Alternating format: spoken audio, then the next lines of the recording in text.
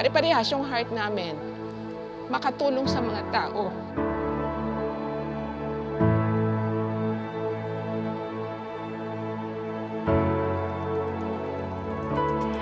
Ako po si Novi Diso. Hello, ako po si Macrina Natividad Villena. Hi, good morning. Ako si Marilyn Estrada. At kami po ay Team We Love! Ang We Love po, ang ibig pong sabihin ng We Love is Women Empowerment Livelihood Association of Binalonan. Bilang We Love po, it says their livelihood po.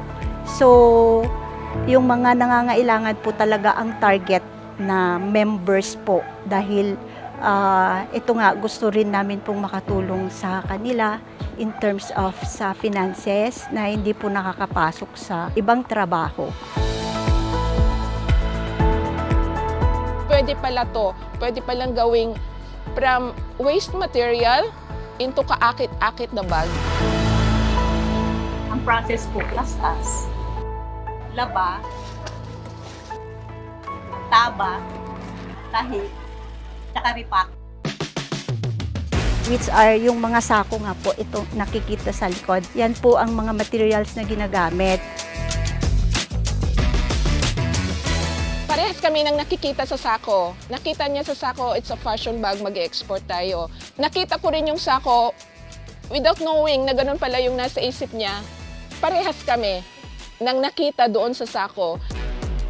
Nakakatuwa po na from waste of others, we can make better use of it.